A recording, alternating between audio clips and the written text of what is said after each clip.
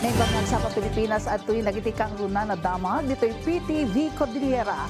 Inlawlawag yung City Environment Parks and Management Office City Baguio City nga awanti and Sunshine Park. Iti may saan ang makasinga kan delikado iti duma park goer. Kasarunod iti alegasyon ti may sa grupo ang napawilan da nga agsanay iti parke. Tiki na pudno iti daytoy ang reklamo. Sinukimat ni Jessel Kate Lapisar. Sakbay pa iti rehabilitasyon ti Sunshine Park, aramatan ng dagiti estudyante ti parke kas lugar a pagsanayan da iti sala, sports kanda dumapay. Ngem itay laeng nabiit, at dati nagreklamo iti may sa Facebook group ang naipawilan dagitoy amang ipatungpal iti aktibidad iti parke. Sigun iti post, pinapanaw dagitoy ti agbanbantay agwardya iti parke, kan kastamot dagiti simmaruno ang nagturong nga agensayo iti lugar. Nakakabigla siya kasi this park is usually for brackets. Hindi lang itong stage na to, pero yung mga different places dito sa Sunshine Park, ganun. Especially sa mga estudyante na malapit dito, mga schools na malapit dito. Nangipatungpal ti City Environment and Parks Management Office iti madagdagos ng investigasyon tapno maamuan ti pudno na pasama. Inlawlawag mati gwardya ti insidente. Kinuna na apudno nga adda ti grupo a kinasarita na ngem saan na pinawilan nga agensayo dagitoy iti parke. Pinaakar na laeng dagitoy iti nataltalged a lugar iti parke tapno saan da makadalapos iti tattao kon ubing nga adda ditoy. Nang runa ta adda ti imedda a fencing sword. Innayon na pay nga adda dagiti daduma a park goers nga imuna nga imasidag kankwana gapo iti buteng daa baka adda ti madisgrasya kadagiti imet dagitoy.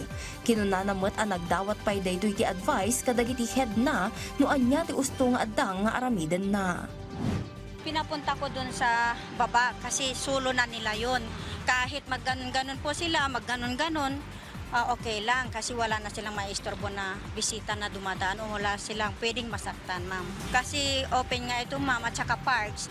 Anytime, ang daming pumapasok. As Father's Day, ang dami talagang tao dito. Impatang namat nga inaramid na daytoy para iti kinatalged ti amin nga agturturong iti parke kun sumursurot laeng daytoy kadagiti direktiba ti mangidada ulo kada kwada.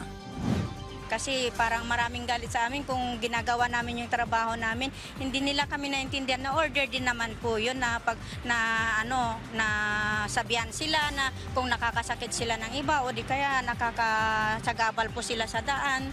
Pwede po namin sabihan kasi yan ang trabaho namin bilang security guard, ma'am. Kinunamot ti SEPMO ang naaramid dagiti parke tapno pagpasyaran dagiti residente ken turista ti syudad. Inayon na pay ang napapintas ti Sunshine Park para kadagiti estudyante ken nasken laeng nga aramatan da daytoy para iti kasapulan da. It's a place for cultural expression, for wellness. Wala talaga tayong directive, no, na ipagbawal ang mga yon. Sunshine Park was rehabilitated for the very purpose na magamit ng mga bata, magamit ng mga students, magamit ng mga youth. Namnamaan namat nga amin a park goers ket responsable da iti pan nakaibalang ti basura da. Awan ti entrance fee ti panagaramat iti Sunshine Park. Jezreel Kate Lapisar para iti Pagilian. Kabiatan na nagyaman nagiti residente sa Jay Mountain Province. Kalpasan anilpas nagiti nagduduma proyekto napunduan. Baban iti Local Government Support Fund Support to Barangay Development Program ti Gobyerno. Ada detalye ni Valerie Jane Taguba ti Philippine Information Agency Cordillera. Agnomnumar ita dagiti residente ti 5 a barangay iti Tajan Mountain Province iti napasayaat nga access ti healthcare services, merkado ken economic opportunities. Kasaruno dayto iti inaugurasyon ken turnover ti infrastructure projects ang napunduan iti sidong ti Local Government Support Fund Support to Barangay Development Program wenno LGSF SBDP itay laeng nabiit. Karaman kadagiti na kompleto a proyekto ti health station iti Barangay Lubon nga aggatad iti 5 milyon na pesos ken upat a farm to market road upgrading projects iti Barangays Duwagan, Sumadel, Batayan ken Bantay ang napunduan iti tig 7.5 million pesos.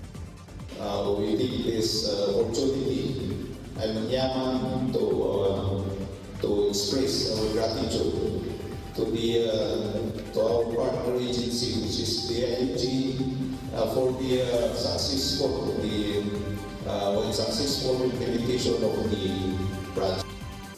Nagyaman met iti gobyerno dagiti punong barangay dagiti benepisyaryo a komunidad gapo iti panangyasidegda kadagiti proyekto a pagnumaran dagiti umili. Ini kabila di kalsat. Kaiso iti asal sapulang di sekali.